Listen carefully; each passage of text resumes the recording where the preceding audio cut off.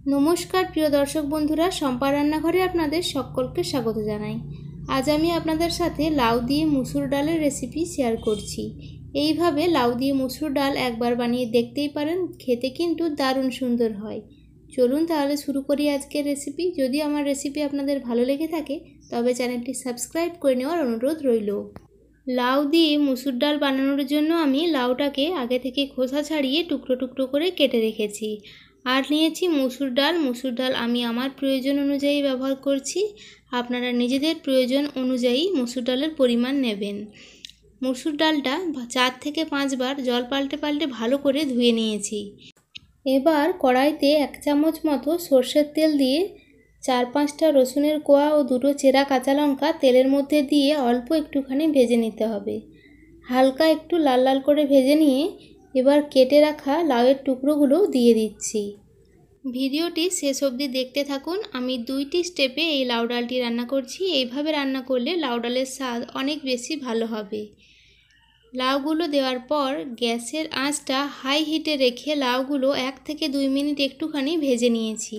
এবার ধুয়ে রাখা মুসুর ডালটা দিয়ে দিলাম। পরিমাণ মতো লবণ দিচ্ছি আর অল্প একটু হলুদ গুঁড়ো দিচ্ছি। আবার কয়েক সেকেন্ড একটুখানি সব কিছু মিশিয়ে নিচ্ছি। তারপর সেদ্ধ হওয়ার জন্য উষ্ণ গরম জল দিয়ে দিচ্ছি। উষ্ণ গরম জল দিলে একটু তাড়াতাড়ি সেদ্ধ হয়ে যাবে। ঢেকে রাখছি সেদ্ধ হওয়া অবধি। প্রায় 8 থেকে 10 মিনিট মতো সেদ্ধ করে নিয়েছি। লাউ এবং ডালগুলো বেশ ভালো মতো সেদ্ধ হয়ে গেছে। এবারে নামিয়ে রাখছি অন্য একটি পাত্রে। আবার কড়াইতে মোটামুটি 3 টেবিল চামচ মতো সরষের তেল দিয়ে দিচ্ছি।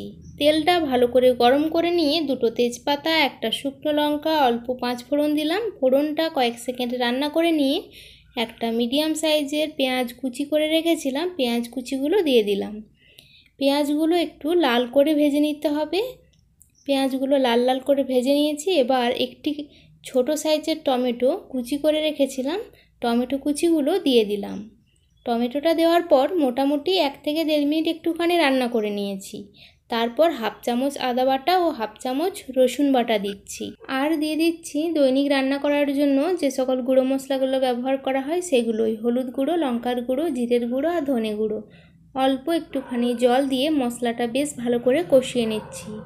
গ্যাসের আঁচটা মিডিয়াম টু লো হিটে রেখে মশলাটা ভালো করে কষিয়ে নিয়েছি। মশলা থেকে তেল ছেড়ে আসার পর এবার সেদ্ধ করে রাখা ডালটা দিয়ে দিচ্ছি।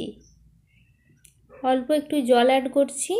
আপনারা যে রকম ঘনত্বের ডাল পছন্দ করেন সেই অনুযায়ী জল ব্যবহার করবেন। সমস্ত কিছু ভালো করে মিশিয়ে নিচ্ছি। এবার 2টো চেরা কাঁচা লঙ্কা দিচ্ছি আর অল্প একটুখানি চিনি দিয়ে দিচ্ছি।